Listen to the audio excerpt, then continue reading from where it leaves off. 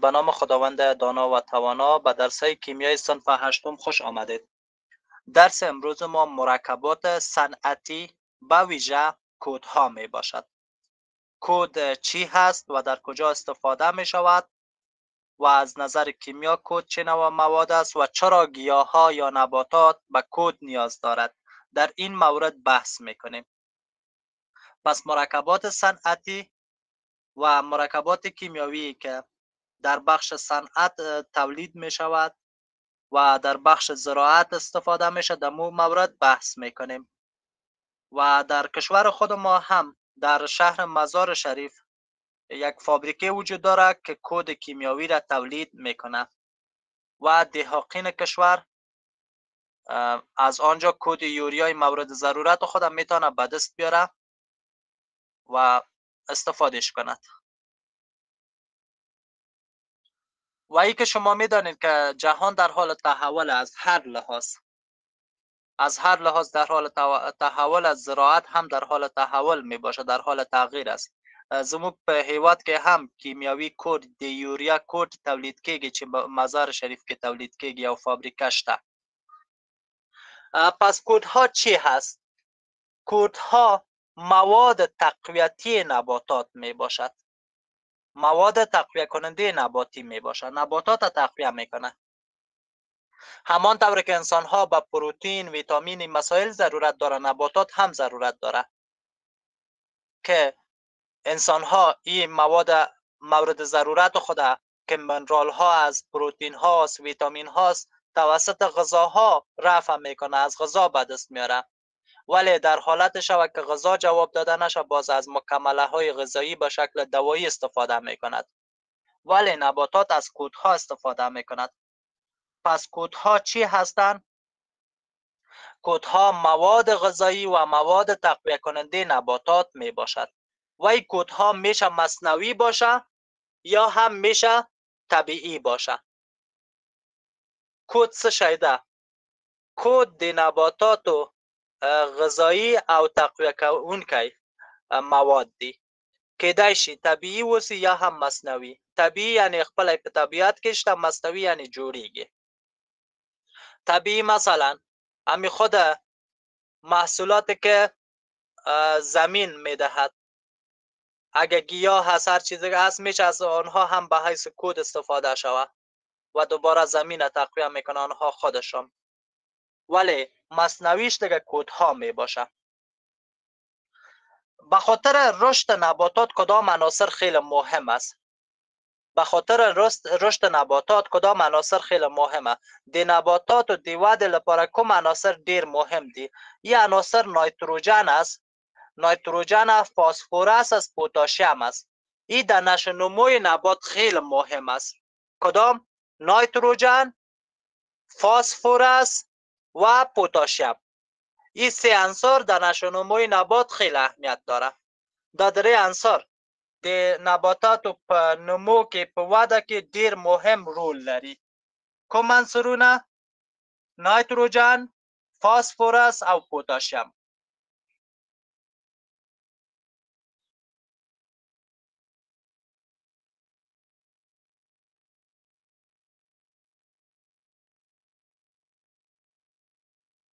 حالا نایتروژن در چی نقش داره؟ فسفرس در چی نقش داره؟ و پتاسیم در چی نقش دارد؟ نایتروژن در ساختن امینو اسید و پروتئین در کلروفیل در اینها موجود می باشه. و در کجا نقش داره در نبات؟ نبات از ساقه و برگش رشد میدهه، نمو میدهه. نایتروژن در ترکیب کلروفیل، امینو اسید، پروتئین موجود می باشه و در نباتات در انکشاف ساقه و برگ نبات رول مهم دارد. عنصر پتاسیم هم چی نقش دارد؟ خود عنصر پتاسیم در رشد و نموی نباتات نقش داره. قندشان، نشایستهشان، الیافشان، پنبه و کتان مسائل زیاد میسازه و همچنان از امراض جلوگیری میکند. از امراض جلوگیری میکنه و یک خصوصیت دیگر داره که تاثیرات منفی نایتروژن کاهش میدهه. و فسفرس چی کار میکنه؟ فسفرس امی میوجات نمویش سریع میسازه و دهی کمک میکنه در تشکیل امی میوجات بیشتر شود، میوجات زودتر بزرگ شود، زودتر پخته شود، دهی نقش داره. نایتروژن په کوم برخه کې ډیر نقش لري؟ په کلوروفیل، امینو اسید او پروتینونو کې شته او د نباتاتو په ساقه او برگ پاڼه کې نقش لري. او پوتاشیم څه کار کوي؟ د نباتات نشایسته، قند، الیاف، پنبه، کتان دا شیان زیاتوي او همدارنګه د نایتروژن د منفي تاثیراتو څخه مخنیوی کوي، د نباتي امراضو څخه مخنیوی کوي. فاسفورس څه کوي؟ میوجاتو کې نقش لري، میوه ډیروي، میوه زر پخوي، په دې کې نقش لري. کلوروفیل چی است؟ ماده است که رنگ برگ سبز می سازه. تا اینجا فهمیدیم و در نباتات حدود 60 عنصر موجود می باشه. په نباتاتو که تقریبا 80 عناصر موجود دی و هر کدامش در یک قسمت نبات نقش داره. پس 60 عنصر به صورت تقریبی در نباتات سهیم می باشه. 60 عنصر که مهمترینشان کدام ها بوده؟ می 3 تا: نایتروژن، پتاسیم، فسفرس. ولی بیشتر از 60 عنصر در اینها موجود می باشه. در نباتات 60 عنصر موجود می باشد. و عناصر کربن، هیدروژن، اکسیژن، نایتروژن، پتاسیم، فسفرس، مگنیزیم، سلفر، کلسیم، آهن یا در نباتات حائز اهمیت می باشه و بیشتر از 99% وزن نبات تشکیل می دهد. و به ویژه کربن، هیدروژن، اکسیژن در انساج حجروی همین نباتات پیدا می شود، در انساجشان پیدا می شود. نو د شپته نه ډیر عنصر پکې شته په نباتاتو کې چې په هغوی کې کربن، هیدروژن، اکسیژن، نایتروژن، پتاسیم، فسفرس، مگنیزیم، سلفر، کلسیم، آهن تقریبا 9% د نبات وزن جوړوي. د همدا گیاه نبات وزن جوړوي. او درې عنصر کربن، هیدروژن او اکسیژن د نباتاتو په حجراتو کې دي. کدام عناصر در حجرات می باشه؟ در حجرات نقش داره کربن، هیدروژن، اکسیژن. در حجرات انسان ها هم اینها می باشه، در نباتات هم است. پس اینجا فهمیدیم و نباتات چگونه غذای خود به دست میاره. خب شما میدونید نبات به دو مکانیزم یا به دو طریقه میتونه غذای خود به دست بیاره. یکی از طریق ریشه یا د ریښې لخوا میتونه به دست بیاره و دیگه توسط نور آفتاب، توسط ریشه و نور آفتاب. و همی کربن دی اکساید، مقدار کربن دی اکساید است یک موضوع. دوم، اول موردی است که بعض مواد معدنی خود از خاک توسط ریشه جذب می کند. ولی مورد دیگری است که خود همی عملی فوتوسنتزش که شما شنیدین که چی را می سازه؟ گلوکوز می سازه. توسط از همی هم غذای خود به دست آورده می تواند. پس کوتاه توسط عملی فوتوسنتزس و توسط ریشه خود میتونه غذای خود به دست بیاره. د فوتوسنتزس عملی په واسطه او د ریښو په واسطه د خپل غذا لاسته راوړي. و کودهای کیمیاوی چی هست؟ کودهای کیمیاوی به صورت عمومی ما میتونیم کودهای کیمیاوی را میتونیم بگوییم به بخش‌های مختلف تقسیم کنیم، ولی کودهای کیمیاوی را میتونیم بگوییم که کودهای عضوی و غیر عضوی.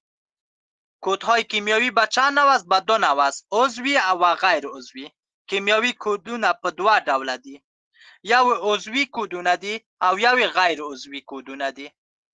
پس حالا اینجا فهمیدیم که به صورت عموم به دو نوع می باشه، یکی عضوی، یکی غیر عضوی. غیر عضویش بنا یاد میشه، معدنی. غیر عضوی کودونه دی معدنی کودونه په نامه هم یادیږي. پس اینجا فهمیدیم که کودهای کیمیاوی به دو نوع است، عضوی و غیر عضوی. و یک موضوع دیگر هم گفتم میتونه یک نوع کود چی باشه؟ کود طبیعی باشه. مثلا این مواد غایطی حیوانات هم به حیث کود میتونه در نباتات استفاده شود و دیگر کود مصنوعی می باشه. کودهای کیمیاوی را هم خواندیم که به دو نوع است، عضوی و غیر عضوی یا معدنی. پس تا اینجا این موضوع را فهمیدیم. تا دې ځای پوه شو چې کودونه په عمومي ډول کیمیاوي کودونه په دوه ډوله دي، یو عضوي کودونه دي او یو هم غیر عضوي کودونه دي. چې غیر عضوي کودونه د معدنی کودونه په نامه هم یادیږي. و کودها در رشد نموی نباتات حائز اهمیت می باشد و حاصلات بیشتر می سازه، گیاهان و نباتات تقویت می سازه و گیاهان نباتات در مقابل امراض نباتی مقاومت پیدا میکنه، حاصلات بیشتر میشه و حائز اهمیت زیاد می باشه. و انواع کودها را هم گفتیم که کودهای کیمیاوی به دو دسته تقسیم میشه، یکی کودهای عضوی یا ارگانیک فرتلایزرز است و دیگر کودهای غیر عضوی یا ان ارگانیک فرتلایزرز می باشه.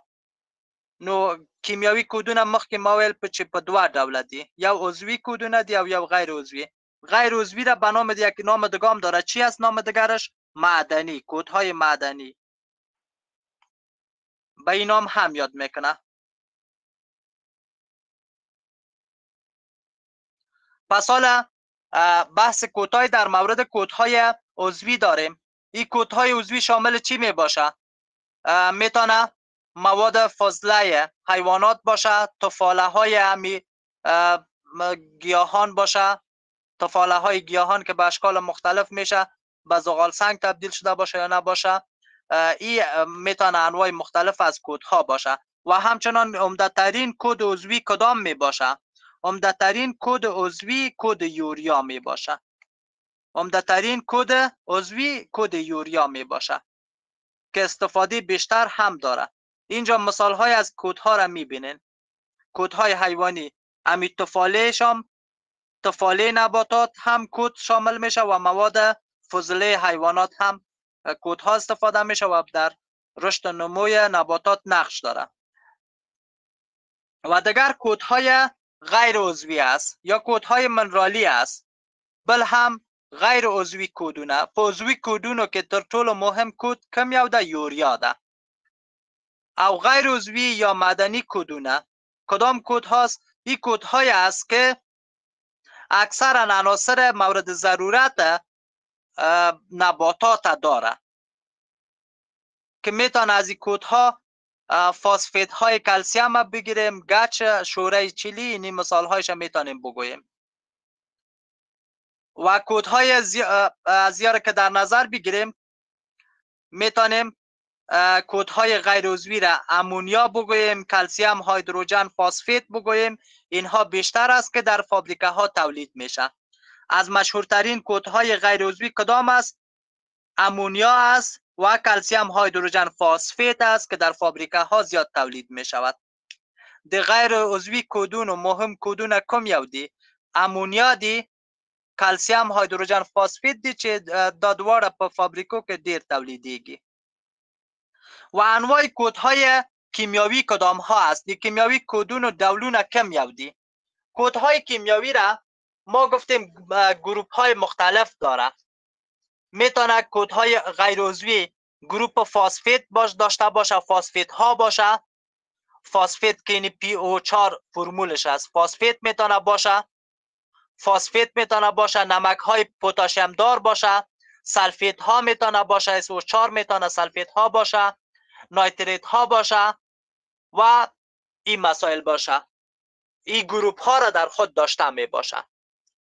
د غیر عضوی کودون و ډولونه کم یو دي. اکثرا کیمیاوي ګروپونه لري. د فاسفیت ګروپ لري، د سلفیت ګروپ لري، د نایتریت ګروپ لري، د پوتاشیم مالګې دي.